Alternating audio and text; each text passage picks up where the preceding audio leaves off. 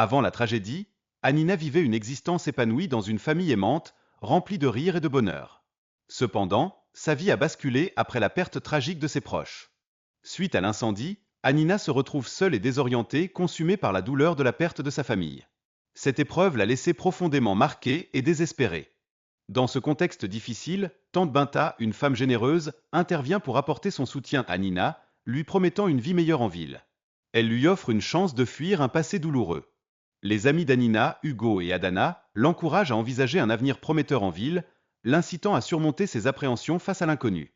À son arrivée en ville, Hanina est émerveillée par le contraste avec son village, mais elle ressent également une inquiétude profonde pour les autres filles sous la garde de Tante Binta.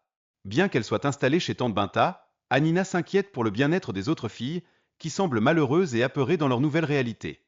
Au début, Hanina se sentait unique, mais elle déchante rapidement en réalisant que son quotidien est fait de corvées au lieu de l'école, suscitant une immense tristesse en elle. Les promesses de Tante Binta s'éloignent avec le temps, intensifiant le sentiment de désespoir d'Hanina. Elle commence à douter de sa chance d'accéder un jour à l'éducation. Hanina commence à perdre foi en ses rêves d'éducation et d'un avenir brillant, se sentant piégée dans une existence qu'elle n'avait jamais envisagée. Ses larmes deviennent le reflet de sa lutte intérieure.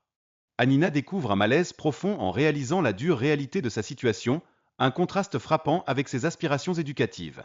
Elle pleure en évoquant sa famille et son village. Les jours d'Hanina sont rythmés par un travail éprouvant et des exigences sévères de son employeur, chef Aniculapo, accentuant ainsi son sentiment de désespoir. Malgré son désir d'échapper à cette existence, Hanina se sent piégée dans un cauchemar, perdant espoir au fil des mois passés dans cette maison où elle n'est pas reconnue.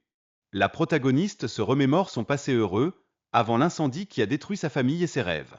Ses souvenirs se heurtent douloureusement à sa réalité actuelle de souffrance.